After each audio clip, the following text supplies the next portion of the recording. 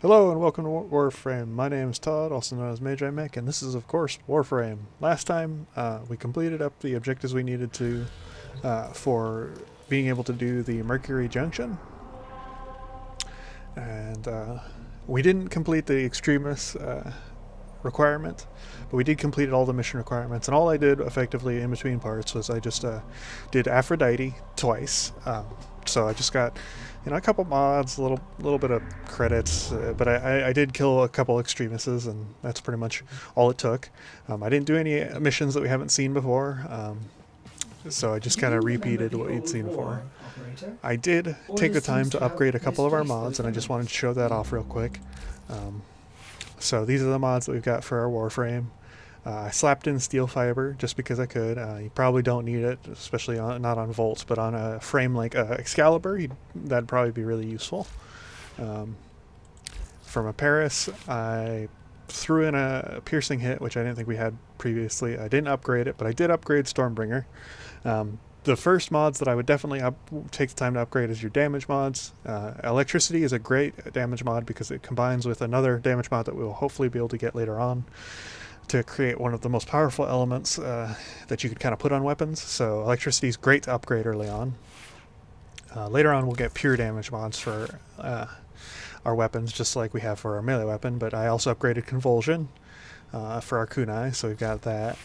And for our Skana, I upgraded Pressure Point a little bit.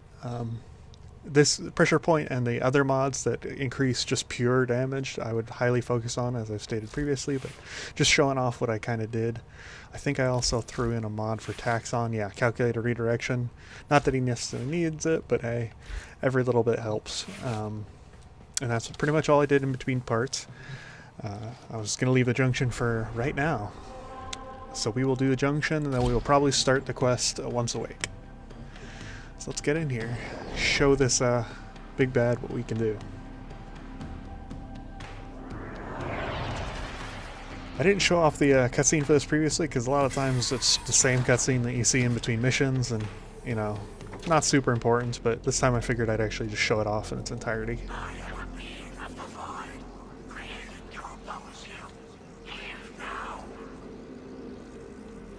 So of course they always gotta be spooky when you come into the relay, but we're not gonna listen to them at all, and I'm pretty sure, yep, that's our twin. That's the Volt Spectre. So I don't think he's gonna be too much of a problem. We will throw that over, and we will pretty much use the same technique we used on the previous Spectre. Throw up a shield so he can't shoot us, and then we'll just shoot him. If I can actually manage to hit him here. There we go. You gotta try and get those headshots, because with a bow, it's anything but a headshot is not super effective. Okay. Well, we are also getting energy regeneration while we're in here, so that's quite nice. We can just kind of shock him, and he's not really able to do much to us. He doesn't have the best weapons. I think he only has like pretty much what we've got as well. And that is our twin defeated. So we will open the junction. Hear the sick drum beats. Pretty much the same cutscene for all the junctions, I think. There might be a little bit of difference based on like what's in the background, but very cool nonetheless. And it means that we've opened up a new planet, which is extremely important. We've also gotten 2 broken mods, which, honestly, as I've stated previously, it's probably more worth it to just get rid of broken mods right off the bat. We've also gotten Tenno, your codex has been updated with a new quest. As the load has stated, some new quests. We got the Boltar blueprint, got some salvage, and we can now go to Mercury. So we will go to Mercury here in a second, and oh, I can show off a relay. Okay, I'll probably do that here in a moment. But first of all, let's take a gander into our mods, and we will... I always recommend that you just get rid of these mods right off the bat. And that includes damage. Any sort of damage mod is pretty terrible. You could turn them into endo if you wanted to, but credits are harder for us to come by right now. One thing I did want to show off that I almost forgot about, but I thankfully didn't, is in the options, if you go to your profile, you can change, of course, your glyph, which your glyph is the image that's represented here. We have just a basic lotus glyph. I think we can swap that to something else, though. Could swap it to Rhino, could swap it to Trinity. Could also swap it to Volt. Let's go with Volt for now. So now we've got Volt as our little glyph. And there are lots of ways to get glyphs. A lot of YouTubers give out promotion codes for their glyphs, so you could potentially get glyphs that way. I currently don't have any promo codes because I don't really have a glyph, but who knows, maybe in the future. Let's see. Nothing else there. Oh, I did want to show off that in your inventory, you can pull up all the blueprints that you own by just going blueprints. So this is kind of all the blueprints that we own, and any blueprint that you are not currently using or don't plan on using, you can sell. Now, be very wary when selling Warframe blueprints or anything that you really don't want to get rid of. But I know I already have a Boltor. I even have it in my inventory already, so I don't need this Boltor blueprint. I will go ahead and sell it and get some credits for it. So that kind of covers everything we got there. Now let's go start a quest. Well, should I show off the relay or should I do the quest first? Let's show off the relay first, just real quick, because the relays are very simplistic, not a whole lot to see there. Can see some of the factions that we've never seen before. So the first time going to relay, you just select it. This is similar to a mission, but there are multiple instances. It will kind of dictate. If it says busy, that just means that there's lots of people in it. If it says calm, there's not a lot of people. And if it says empty, of course, it just means that there's nobody there at all. But we'll go to one that's calm. We'll check out the Larunda relay. So relays are kind of like city hubs, I suppose you could say. They were the first sort of meeting place for Tenno before some of the other ones were added, like clan dojos and Cetus. So yes, the relays do predate Cetus, so if you've never been to a relay, you didn't know that little piece of information, there you go. The major benefit of a relay, though, is it opens up meeting the factions to us. So when you get to relay, of course, you get off your ship, and there are a whole bunch of other Tenno here. There's always going to be people around. There was also a message, which let me pull that back up. Welcome to the relay, explore and meet with other fellow Tenno. It's mastery rank 3 or higher is required to access syndicates. We won't be able to do that just yet. Barakatir does visit the relays. Which relay he visits is random based on just when he comes. And new players can actually seek out people known as the Guides of the Lotus for help. So if you're on a relay and you're really confused about something and you wanted to ask something, go ahead and talk in the relay chat, which I believe is this one. I think it's just this one here is the relay chat. So if you just send the message, it will send it to everybody who's on the relay.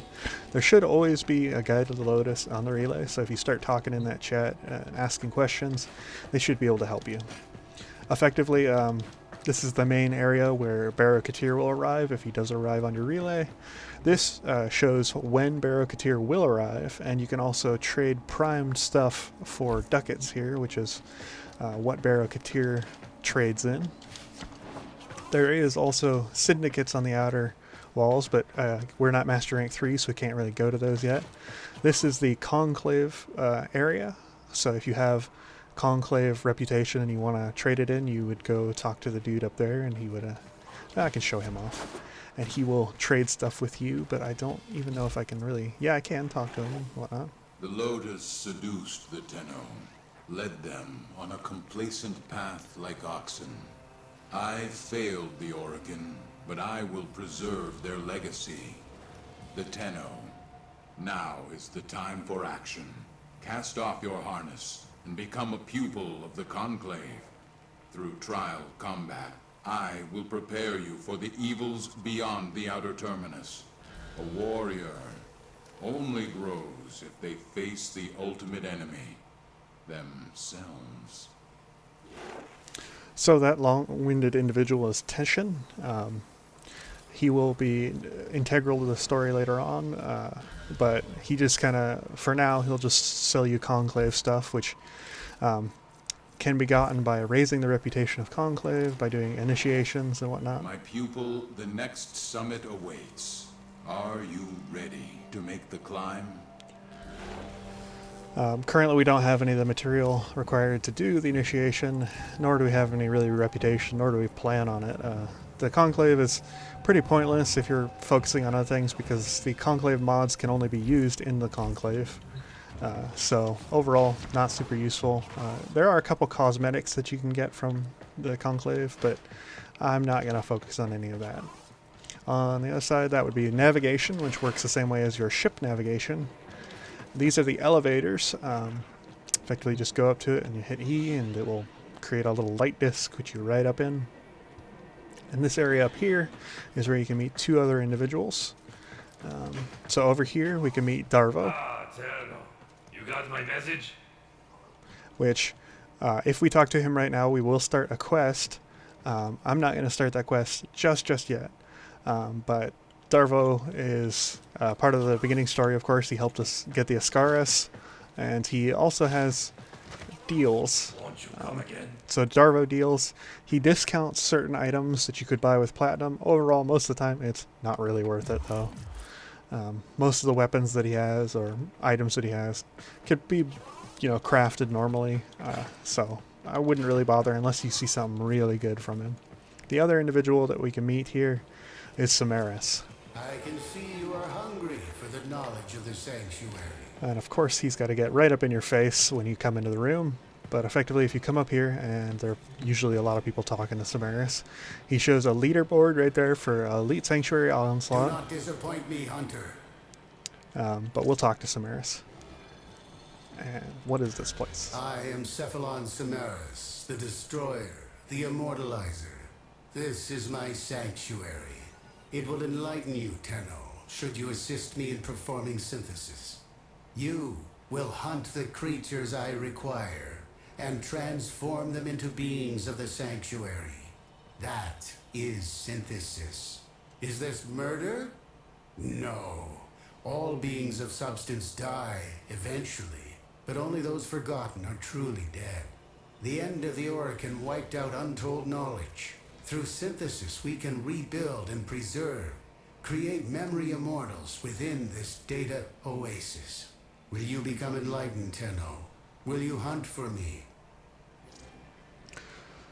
So we will join the hunt. Ah, I see we are of like mind. The sanctuary will be your project too. So by doing that, we got the Sanctuary Initiation Kit, which I will talk about here in a second. But if we talk to Samaris again, you are hungry for the knowledge of the sanctuary. we can run the synthesis simulation, which we do here in a second, which will show off. If you ask him, do you have any targets? Hunter, this target is my current obsession. I must know its every detail. Will you oblige my passion?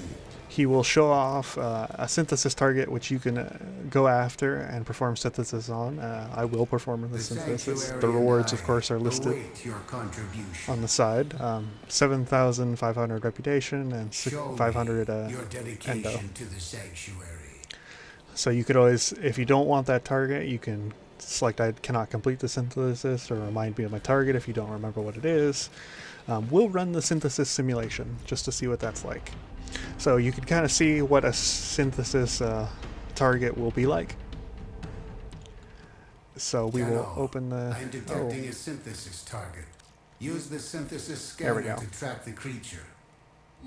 So it will give you a synthesis scanner, which you can see is pretty much like the other scanner, and you'll see this screen a lot. The only downside to this is it's tinted orange, and I really don't like that.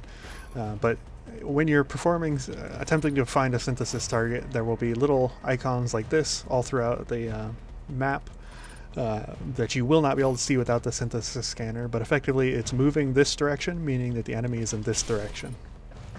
Or the target, that is. Let's see, I don't remember where the other ones are. So it's moving in that direction, meaning that the target is in this direction. And there's another one moving up the ramp. So you do want to avoid damaging the target. our sentinel will automatically attack the target. So if you have a sentinel that does a good amount of damage, you may decide to disable him if you're going after synthesis targets, but our Taxon doesn't do that much damage. He just slows them down. So not only were we given the scanner, but we were also given kinetic siphon traps, which we will show off.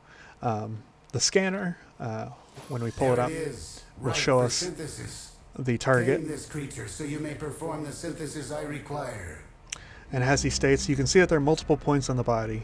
As we begin scanning, those points will disappear, and once all the points have disappeared, the target will have been synthesized. So we will start scanning, and the target will notice immediately that we've started scanning it. It will attack back, though overall its attacks are not super useful. While moving, it's much harder to scan it, so it's much better to throw down a kinetic siphon trap, which I have my gear wheel keybound, so I can do that without opening the gear wheel, and then scan the other points, and synthesis has been completed. An excellent specimen, Hunter. This will advance Sanctuary's goal of preservation. So it should be noted that this synthesis is performed, on targets in just average maps and missions. So you'll have enemies shooting at you. It's not necessarily the easiest thing in the world to try and scan something as a bunch of people are shooting at You you. are hungry for the knowledge of the Sanctuary. But that is how you perform synthesis I effectively. see you are hungry for the knowledge of the Sanctuary. The other thing you can do with Samaris that they just recently added would be Sanctuary Onslaught, Patience, Hunter. You are not ready for this test. but we're not ready for it yet. We have to complete the new Strange and equip our rank 30 Warframe. Once you get enough reputation with Samaris, though, he does offer a bunch of different things. These can make you an even stronger hunter. So right off the bat, he does offer synthesis scanners and kinetic siphon traps. The one thing to note about synthesis scanners is they do work just like normal scanners, so honestly it's better to just have a bunch of synthesis scanners. So we'll buy, let's buy 3 of these. So we have 100 synthesis May scanners. this aid you in the synthesis of many creatures. We can just use the synthesis scanner instead of the normal scanner, and we'll get Samaris rep while we're doing it, which is good. He offers a sigil, he offers some transmutation cores, which when you transmute a mod, which is something you can do at the mod bench, which I'll go back to the mod bench in a while and show it off. If you use a transmutation core as one of the mods, it will guarantee that it comes out with that polarity. He also offers widgets, which will modify your synthesis scanner to make it better. Me, Hunter. It'll now show weaknesses. This one causes it to count as 2 scans. This one recharges the charges. So this effectively is the one we're going to go after if we're able to get it right away from Samaris, which effectively makes our synthesis scanner infinite. So it's just an infinite scanner at that point. And we also have the reduced time to scan, which will probably be the second one we go after if we're able to. Then he's got a bunch of mods for Sentinels, which you can pause the video if you want to look at each of these and just check them out. He also has the Simulacrum access key, which is super useful for testing out weapons. It's like just an area where all the enemies that you scanned, you can spawn them in and test your weapons on them to see whether or not they're effective. But we won't be able to get that for some time. Then you've also got some skins for weapon. You've got or skins for helos. You've got a Simular blueprint. You've got a Heliocore blueprint. Some scenes, which are things that you can do in Captura, which I haven't gone over. Not going to go over that just yet. You can look up some information about Captura if you so choose online. There's lots and lots of information about it. Over here, we can also select a research target, which each of these effectively works like a synthesis target, but there's more of them, and I don't think you get as good a rewards, if I remember correctly, for doing the synthesis for these. But we'll select a Lancer just because I know that they're easy to get. Knowledge must be earned, Tenno. I will share what I know, but you must prove yourself deserving. That will Hunt just this creature for me. Perform synthesis, and you will be enlightened. That will just, of course, boost the rep that we're getting from Samaris by a good amount, which will be greatly beneficial to us.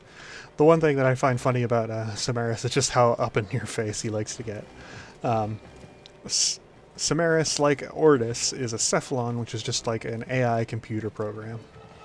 Over here would be the the simulacrum if we had access to it, and over here you can actually take practice mastery tests for each level of mastery. So if you're not sure how the mastery test will go, you can take a practice test right here to see how it'll go. Boy, showing off these relays has taken up a lot more time than I thought it would. That effectively shows off pretty much everything about Samaris for the moment. I was going to go talk about the foundry and the stuff that we can do there, and next time we will probably come back in here and talk to Darvo and start the quests, which will kick off next time. For now, we'll leave the relay. We're going to talk about transmutation real quick, and we will come back and do the quest on the next part. We will probably also start the Howl of the Kubo quest next time, if we have enough time to do it, but we're going to focus on one quest at a time just so we don't get super confused. So when you're in your mod bench, there is this option here, transmute. So if you select 4 mods, we'll select 2 of those. Okay, so can't use ranked mods, but we'll select some other mods. Oh, we've selected 5. Okay, so if you select 4 mods, you can transmute those mods for a certain amount of credits into whatever type of mod comes out. Effectively, it's like pulling a roulette wheel. You never know what your mod you're going to get. There's a huge list of mods that you can get on the Warframe wiki. But effectively, if you're doing transmutation, my biggest suggestion is use rare ranked mods only, because as far as I understand, the higher level of mod you can get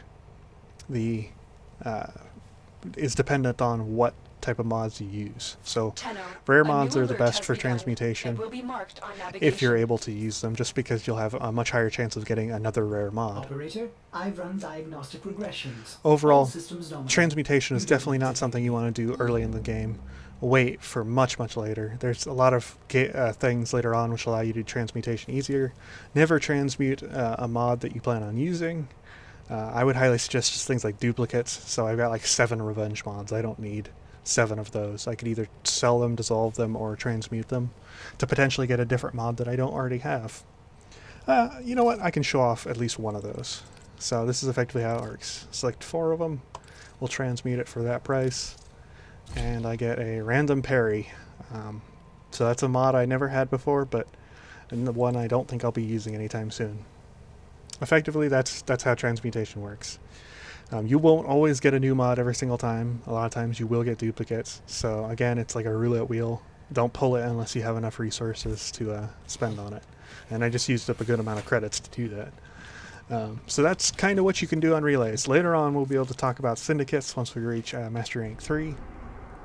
And I will go in and talk to all the syndicate leaders on the relay when we're able to do that.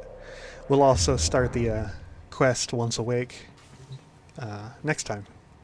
But until then, goodbye.